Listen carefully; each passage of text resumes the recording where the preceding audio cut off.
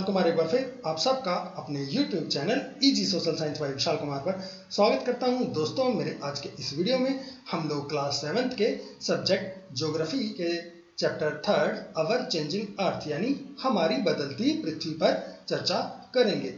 दोस्तों, इस चैप्टर पर मेरा एक वीडियो पहले भी आ चुका है जिसमें मैंने इस चैप्टर के कुछ मेन टॉपिक्स जैसे स्थलमंडलीय प्लेट्स क्या होती हैं, अंतर्जनित बल और बहिर्जनित बल क्या होते हैं, अंतर्जनित बलों में काम करने वाले मुख्य बल जैसे कि ज्वालामुखी, भूकंप तथा भूस्खलन क्या होते हैं, इन सब टॉपिक्स पर डिटेल में डिस्कस किया है।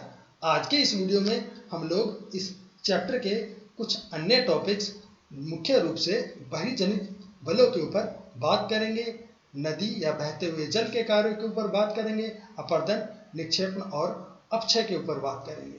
तो चलिए शुरू करते हैं कि कैसे बहिर्जनित बल जैसे कि बहता हुआ जल, पवनें, समुद्री तरंगे, हिमनद हमारी पृथ्वी की स्थलाकृतियों में परिवर्तन लाते हैं, हमारी पृथ्वी के जो मुख्य स्थल रूप है उनको बदलते हैं।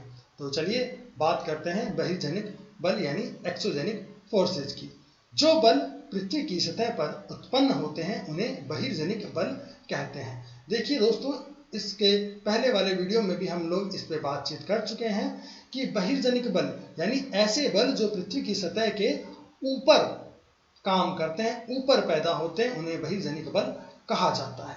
जैसे कि नदियां या बहते हुए जल, पवन, समुद्री तरंग, हिमनद आदि। और ये जो बल है वो हमारी पृथ्वी की सतह पर परिवर्तन लाते हैं, उसको बदलते हैं, उसको नया रूप प्रदान करते हैं।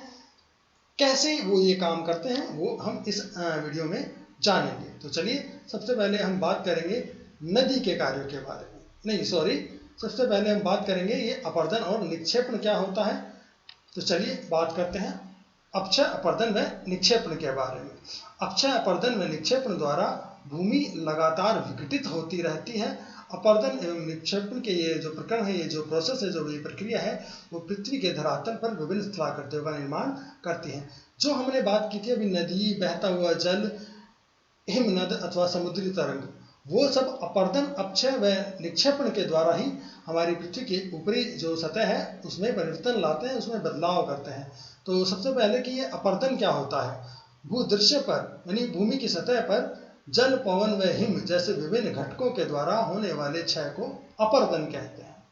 आसान शब्दों में मैं कहूं तो बहता हुआ जल, वायु अथवा हिम, बहता हुआ जल, वायु अथवा हिम अपने मार्ग में आने वाली चट्टानों को तोड़ती फोड़ती चूरा करती है तथा उसे अपने साथ बहा ले जाती है। ये प्रक्रिया अपरदन कहलाती है।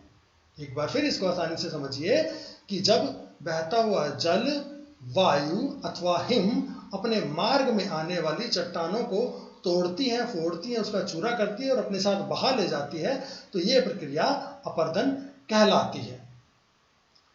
और जो वो टूटा फूटा जो चूरा जो वो बनता है वो अपर्दित माल अथवा अवसाद कहलाता है।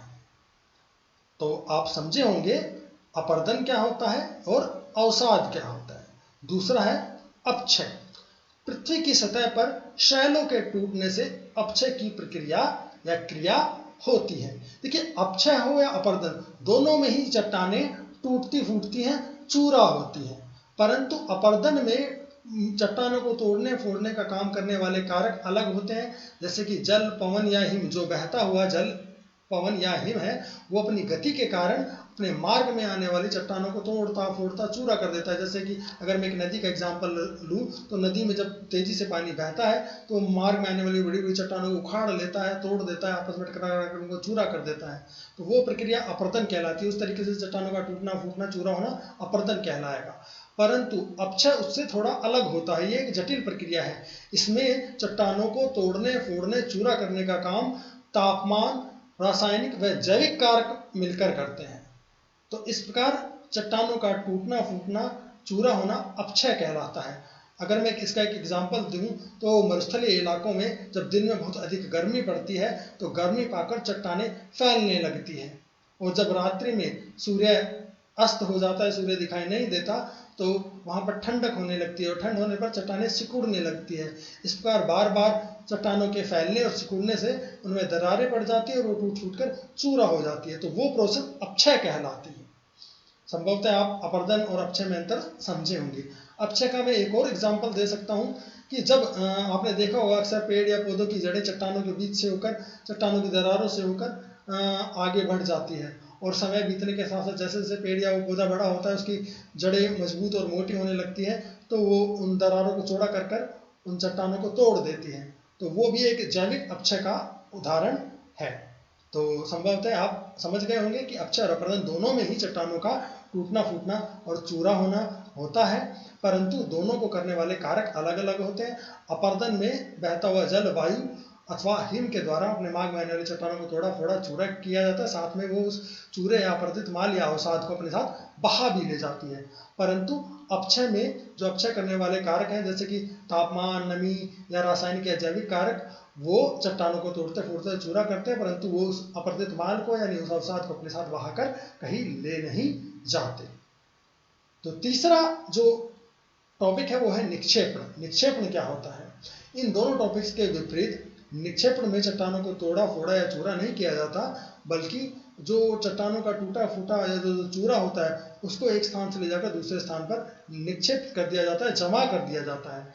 जैसे कि हमने जाना कि बहता हुआ जल, वायु अथवा हिम के द्वारा चट्टानों को तोड़ फोड़ कर चूरा कर कर उस चूरे को, उस अवसाद को अपने साथ बहा लेकर लिया जाता है, और वो नदी या बहता हुआ जल अथवा वो वायु अथवा वो हिम उस चूरे को, उस अवसाद को किसी एक स्थान पर ले जाकर जमा करना शुरू कर देती है, डालना शुरू कर देती है।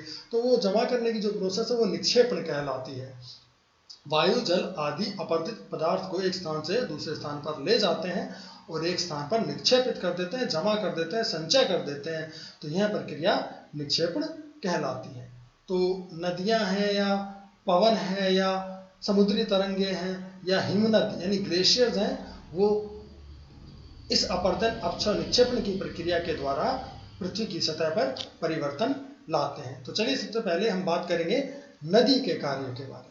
तो चलिए जानते हैं नदी के कार्यों के बारे में।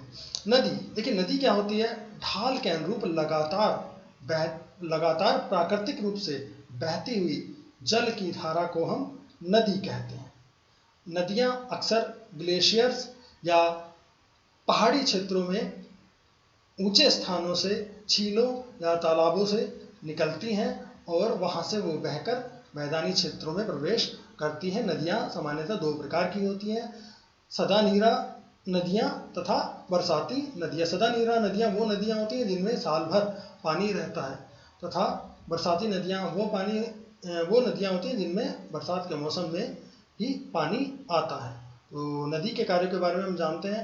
हमको ये पता है कि नदियां अक्सर पहाड़ी क्षेत्रों से निकलती और नीचे की ओर बहती है, और वहां पर ढाल अधिक होने के कारण, पृथ्वी के गुरुत्वाकर्षण बल के कारण नदी का जो पानी का बहाव है उसकी गति बहुत अधिक होती है। वो बहुत अधिक शक्तिशाली तरीके से नीचे की ओर बहता है और अपने मार्ग में आने वाली बड़ी बड़ी चट्टानों को तोड़ता फोड़ता चूरा करता है, अपरदन का काम करता है, और इस प्रकार वो उन क्षेत्रों में बहुत बड़े पैमाने पर बदलाव करता है। तो सबसे पहले हम बात करेंगे नंबर 1 जलप्रपात की। जब नदी किसी खड़े ढाल वाले स्थान से अत्यधिक कठोर शैल या खड़े ढाल वाली घाटी में गिरती है तो यह जलप्रपात बनाती है। साधारण शब्दों में मैं कहूँ तो जब कोई नदी किसी ऊंचे स्थान से किसी बड़ी चट्टान से नीचे की ओर तेजी से गिरती है तो वह जलप्रपात कहलाती है या उसको जलप्रपात कहते हैं। विश्व में हजारों छोटे बड़े जलप्रपात हैं। सबसे ऊंचा जलप्रपात दक्षिण अमेरिका के वेनेजुएला का एंजल जलप्रपात है।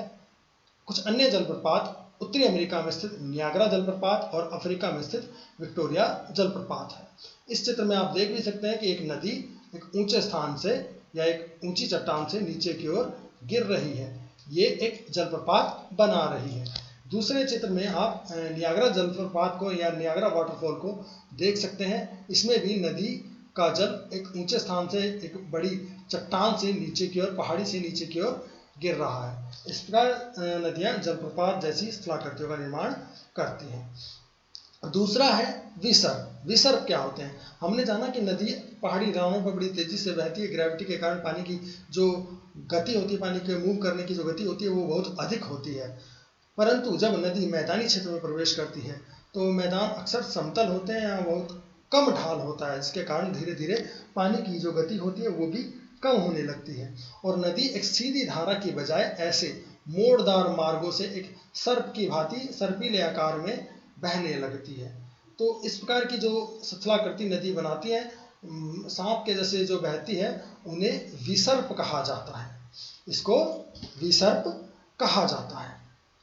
जब नदी मैदानी क्षेत्र में प्रवेश करती है तो वह मोड़दार मार्ग पर बहने लगती है।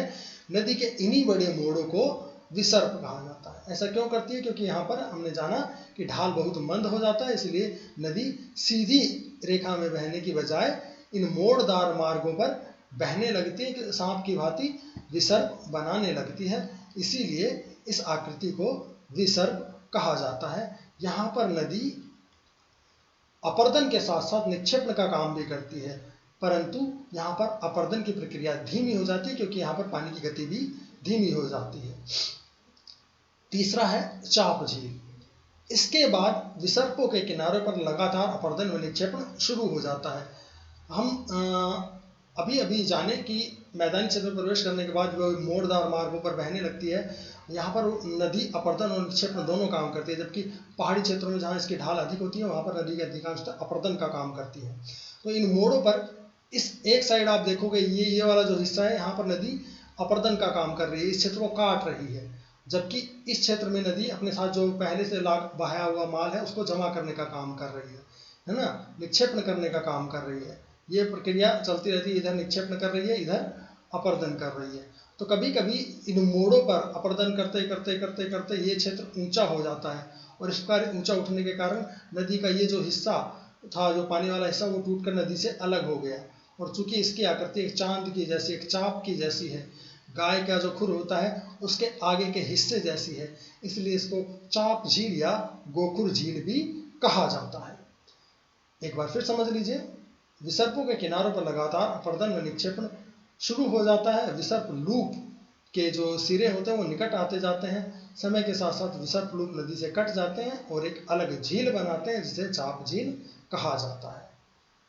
इस प्रकार इस आकृति को चाप झील या गोखुर झील भी कहा जाता है। तो चलिए आगे चलते हैं। बाढ़कृत मैदान और पांचवा है तटबंध। पहले हम बात करेंगे तटबंध की।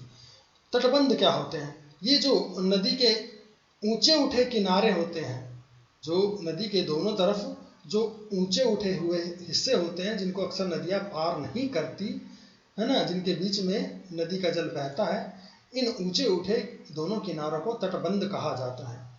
ये नदी के जो तल से काफी ऊंचे उठी हुआ करतियां होती है, इन्हें तटबंध कहा जाता है। इनको नदी का जल पार नहीं करता। कुछ परिस्थितियों में नदी का जल इन तटबंधों को तोड़कर बाहर की ओर निकल जाता है। वो क्या होता है? वो होता है बाढ़ के दौरान, और इससे बाढ़कृत मैदानों का निर्माण होता है। कभी कभी नदी अपने तटों से बाहर बहने लगती है। ये कब होता है? जब बहुत अधिक बारिश हो या बहुत अधिक पानी जब नदी में आ जाता है तो वो इन तटबंधों को तोड़कर बाहर की ओर फैल जाता है, बहने लगता है। तो इस प्रकार बाढ़कृत मैदानों का निर्माण होता है। कभी कभी नदी अपने तटों से बाहर बहने लगती है, फलस्वरूप निकटवर्ती क्षेत्रों में बाढ़ आ जाती है।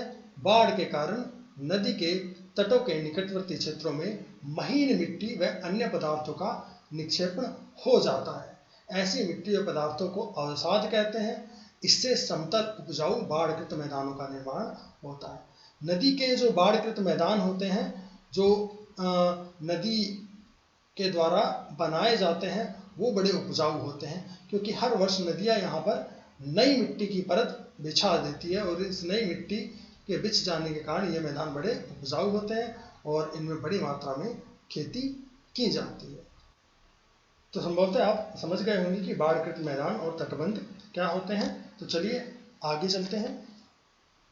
नंबर 6 है नदी वितरिका। जब नदी मैदानी क्षेत्रों में और आगे की ओर बढ़ती है, समुद्र या किसी सागर में मिलने के लिए और आगे चलती है, तो समुद्र तक पहुंचते पहुंचते नदी का प्रवाह धीमा हो जाता है, क्योंकि पानी की गति और मंद हो जाती है, ढाल और खत्म हो जाती है तथा नदी अनेक धाराओं में विभाजित हो जाती है। नदी जब मैदानी क्षेत्र में आगे की ओर बढ़ती है और समुद्र के निकट पहुंचती है तो उसके पानी की गति और मंद हो जाती है, पानी का बहाव बहुत कम हो जाता है। इसके कारण नदी विभिन्न धाराओं में, कई अलग अलग छोटी छोटी धाराओं में बट जाती है। इन धाराओं को वितरिका कहा जाता है।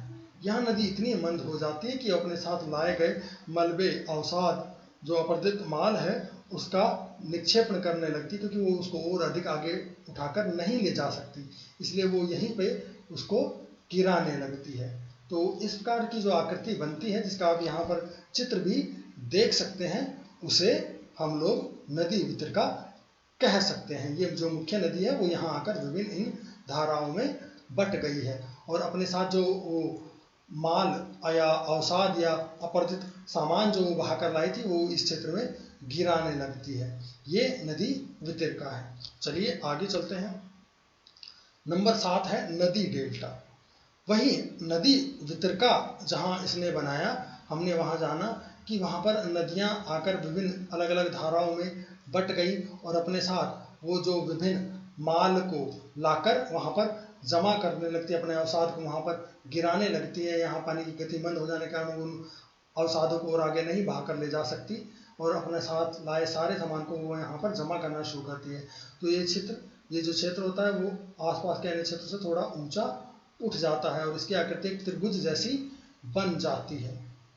इस आकृति को डेल्टा कहा जाता है। इस आकृति को डेल्टा कहा जाता है। ऐसे भूभाग को डेल्टा कहा जाता है जो नदी के द्वारा लाए गए अवसादों के संचय जमा करने से बनता है, विशेषतः नदी के मुहाने पर जहाँ पर वह किसी समुद्र अथवा झील में गिरती है। इस भूभाग का आकार साधारणतः त्रिभुज जैसा होता है। आपको पता ही होगा विश्व का सबसे बड़ा नदी डेल्टा भारत में गंगा ब्रह्मपुत्र की नदी के द्वारा बनाया गया सुंदरबन डेल्टा है। आपने इसके बारे में पहले पढ़ा भी होगा, तो संभवतः आपको नदी डेल्टा क्या होता है ये समझ में आ गया होगा। अगर आपको मेरा ये वीडियो पसंद आया है तो इसको शेयर, लाइक और सब्सक्राइब करना ना भूलें। इस चैप्टर के बाकी के टॉपिक्स पर हम लोग मेरे अगले वीडियो में चर्चा करेंगे। तब तक के लिए धन्यवाद।